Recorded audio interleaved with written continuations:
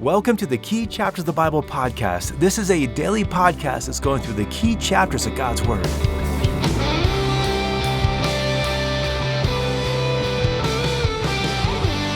We are continuing in our study in the book of Job. We're finding out that although Job shows us there are answers to some of life's questions, those answers can create even more questions, and we're still working through some of those questions today.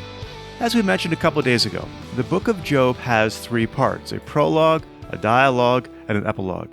We finished the prologue yesterday at the end of chapter 2. Now we're entering into the dialogue, and the dialogue likewise has three cycles of discussion between Job and his friends, and it begins here in chapter 3 when Job first begins to speak, and then afterwards they start to answer him, and this dialogue continues through the rest of the book of Job until the Lord shows up in chapter 38.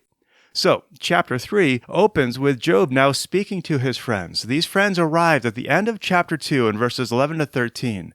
The three friends are Eliphaz, Bildad, and Zophar. Later on, a young friend named Elihu will arrive, but right now we've just got these three guys, and so they arrived at the end of chapter 2, and they've heard of Job's calamities. They come to visit with him, to sit with him, to mourn with him, to grieve with him.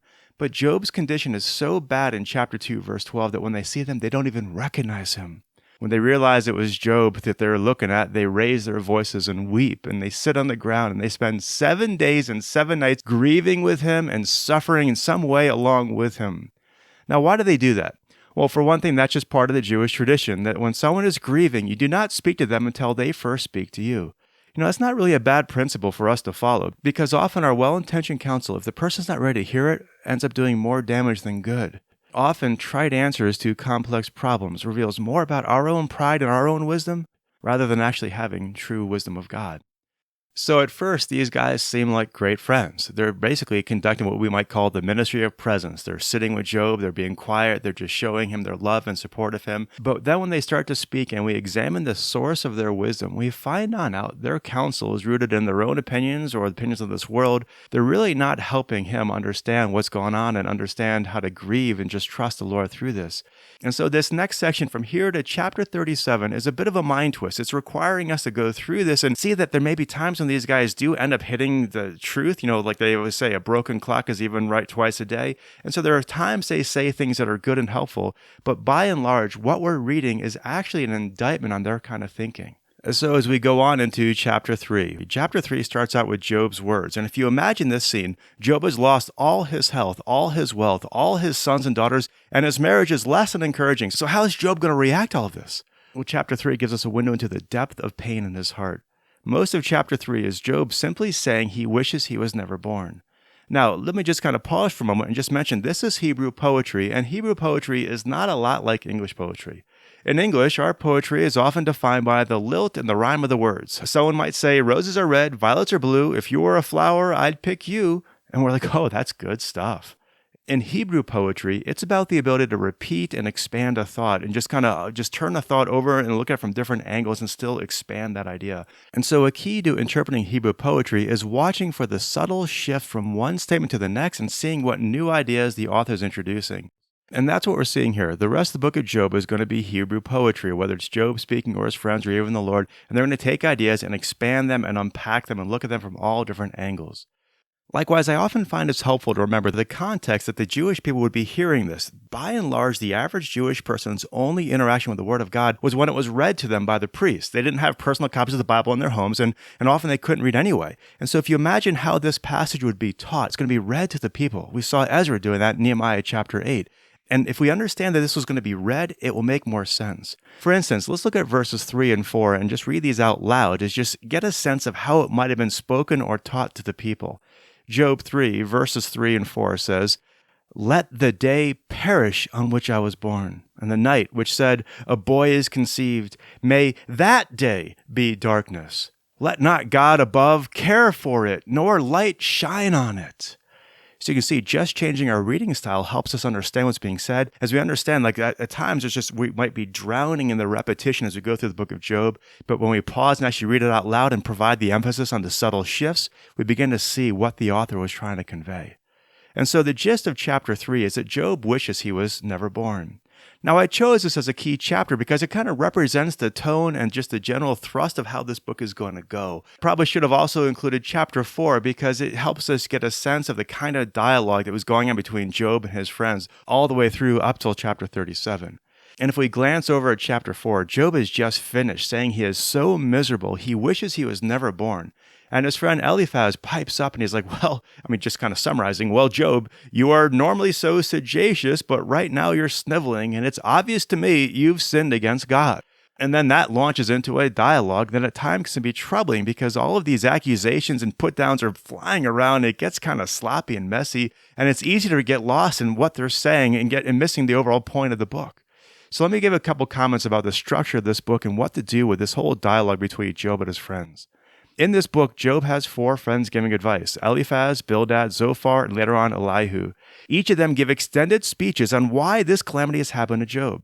And here's what we need to understand. The author of the book of Job is using these 4 friends to represent 4 approaches to life and wisdom, and it's to show how each one of these approaches is wrong. And so the book of Job contains 3 rounds of dialogue. In broad terms, the first round, Job's friends speculate that perhaps Job has sinned. The second round begins in chapter 15, where Job's friend says, you've probably sinned. And the third round begins in chapter 22, where Job's friends declare he has certainly sinned. And then comes Elihu. Elihu is the youngest of 4 friends. He begins in chapter 32, and he rebukes his friends for condemning Job without proof, and he also declares that Job's attempts to defend himself has actually accused God of injustice. Finally, God comes on the scene in chapter 38 and explains why they're all wrong and why they're not going to understand why he does what he does or allows what he allows. And so this is one of the interpretive keys to the book of Job. Job's friends are not giving him Holy Spirit-guided wisdom from above. Each one is giving him wisdom that is based on human wisdom, even if it at times has spiritual thoughts about God and spiritual principles. The sum of what they're saying is sourced in man and not from God, and therefore is ultimately invalid. And so although the book of Job seems to be about suffering, it's ultimately a book teaching what to do when we have questions with no answers. It's showing us 4 wrong ways to approach these questions and 1 right way, which we're going to unpack as we get to Job 38 to 42. Now, as I mentioned, Job's friends represent 4 approaches to finding answers and wisdom. We're going to see that each one is ultimately wrong. Let me just go over what these approaches are, so if you read this on your own, you can just kind of get a sense of what's going on. The first guy who comes on the scene is Eliphaz. Eliphaz's advice is based on wisdom he has learned. He's probably the oldest of the bunch. He's basically saying, listen, I'm an old guy, I'm wise. And so he says in chapter 4, verse 8, that his counsel is based on what he has seen. In other words, he is basing his wisdom on age and experience. Bildad comes along in chapter 8, and he says in chapter 8, verse 8, that we need to inquire of past generations, that they hold the keys to wisdom. And so we need to listen to them.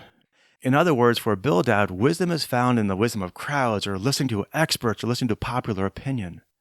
Then comes Zophar in chapter 11, and he seems to, at first, be on the right track. He says that wisdom has 2 sides, a side that belongs to God that no one can know, and a side that belongs to man that can only be discovered in the pursuit of righteousness. And so Zophar is saying that if we pursue righteousness, we will unlock the secrets of life. And then comes the youngest of the group, Elihu. Now, Elihu is not going to speak until chapter 32 when everyone else has spoken.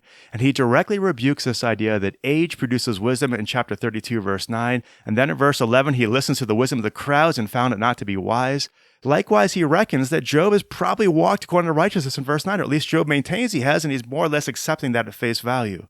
And so Elihu's point is that none of these pursuits have given these men the wisdom they need to properly understand the situation from God's perspective.